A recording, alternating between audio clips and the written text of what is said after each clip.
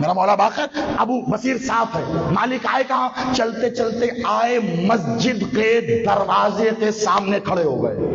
یہ مسجد ہے, لوگ اندر جا رہے ہیں باہر آ رہے ہیں, ٹھیک دروازے کے سامنے مولا ایسے کھڑے ہو گئے. کہا ابو بصیر. کہا جی مولا. کہا یہ جو مسجد میں جا رہے ہیں, مسجد میں آ رہے ہیں, مسجد میں جا رہے ہیں, کہا ان سے پوچھو میں انہیں دکھائی دے رہا ہوں. کہا ان سے پوچھو ان سے, میں انہیں نظر آ رہا ہوں. ابو بصیر نے مولا کو دیکھا, کہ یہ مولا کیا کہہ رہے ہیں, شاہ رہا ہے لیکن پوچھ نہیں پا رہا, ہمت نہیں ہو رہی. کہا مولا ان سے پوچھوں آپ؟ کہا ہاں پوچھو. ابو بصیر تھا نا, سوچا کوئی نہ کوئی علت تو ہوگی, کوئی وجہ تو ہوگی, مولا خیر چلو پوچھتا ہوں. اب ایک شخص مسجد سے اپنی نماز پڑھ کر باہر آ رہا تھا. ابو بصیر نے روکا, یا شیخ, روکا, سلام کیا, جواب سلام ہوا. کہا اچھا بتاؤ سرکار مولا باقر سے ملے ہو؟ یہ دروازے پہ کھڑے ہیں, یہ سامنے 2 قدم پہ مولا. کہا سرکار مولا باقر سے ملے ہو؟ کہنے لگا ہاں پرسوں زیارت کی تھی مولا کی. ابو بصیر نے ایسے سامنے مولا کی طرف دیکھا, پھر اس کی طرف دیکھا. کہا صحیح وہ پرسوں دیکھا مولا کو, پرسوں کے بعد نہیں دیکھا؟ کہا ہاں پرسوں کے بعد نہیں دیکھا, ابھی میں جاؤں گا پھر مولا کی زیارت کے لیے, پرسوں دیکھا. وہ چلا گیا. ابو بصیر مولا کے پاس آئے. مولا اس نے تو آپ کو دیکھا ہی نہیں. مولا مسکرائے. کہا اچھا چلے ایک کام کر, جا ایک بار پھر کسی سے پوچھ. ایک اور شخص کو روکا. کہ مولا کو دیکھا؟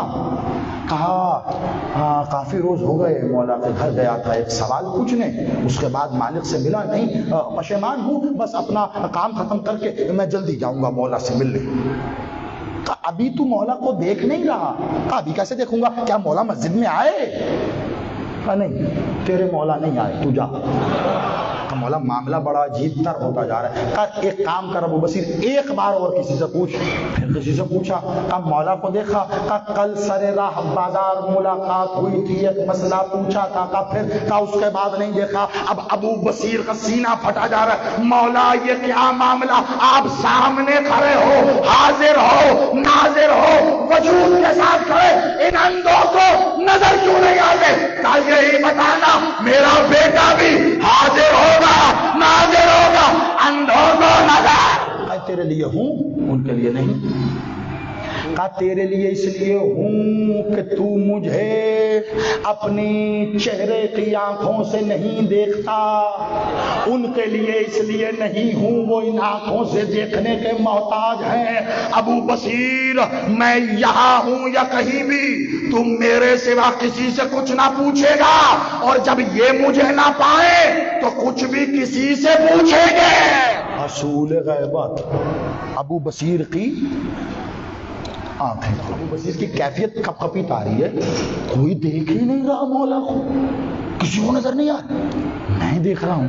اب جب دیکھی نا ابو بصیر کی کیفیت مولا نے, اچھا اب صبر بھی کر, خالی ایسا ہی تھوڑا ہی نہ ہے کہ میں تیرے سوا کسی کو دیکھتا نہیں. کہا مولا ان میں سے کوئی, ان میں سے؟ کہا نہیں. کہا مولا پھر؟ اب مولا نے تھوڑا سا رخ بدلا, ابھی دروازے کی طرف تھا, ذرا سا رخ بدلا مولا نے, مسجد کی دیوار کے سہارے سے مسجد کی دیوار کو ٹٹولتا ہوا ایک اندھا آ رہا تھا. مولا نے کہا اس سے پوچھ, مجھے دیکھا. مسجد کی دیوار کے سہارے سے اب مسجد میں جا رہا ہے. مولا نے کہا اس سے پوچھ. ابو بصیر کا وہی پہلے والا حال, اب اس سے پوچھوں اندھے سے کہ مولا کو دیکھا. پھر سوچا کوئی تو علت ہوگی, آگے بڑھا تو قیامت دیکھیے, کیونکہ یہ نہ بتایا تو اس روایت کا اصل لطف نہیں. ابو بصیر آگے بڑھا, اب جب اس کو دیکھا تو دیوار کو ٹٹولتا ہوا آگے بڑھ رہا ہے, سامنے آیا تو اب کپ کپی مزید بڑھ گئی.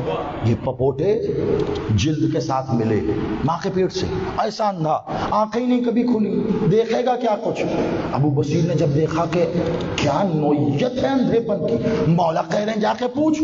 اب وہ ٹٹولتا ہوا دیوار کو ایسے ایسے آگے بڑھ رہا ہے. سامنے ابو بصیر آیا, سلام کیا, ابو بصیر ہوں, حال پوچھا, جواب سلام ہوا. اس نے حال پوچھا, کہا اچھا ایک بات تو بتا, کیا تو نے مولا باقر کو دیکھا ہے؟ ادھر اس نے یہ کہا, ادھر اس اندھے نے مسجد کی دیوار کا سہارا چھوڑا. کہا ابو بصیر اندھے سے مذاق کرتے ہو, سامنے ہی تو کھڑے ہیں. مذاق کرتے ہو ابو بصیر؟ سامنے ہی تو کھڑے ہیں. ابو بصیر کیسے پتا تجھے یہاں بڑے بڑے آنکھوں والے نہیں دیکھ رہے؟ مسکرایا. کہا ابو بصیر حجت کو آنکھوں سے نہیں دیکھا جاتا، مجھے اللہ کے نور کی حدت محسوس ہو.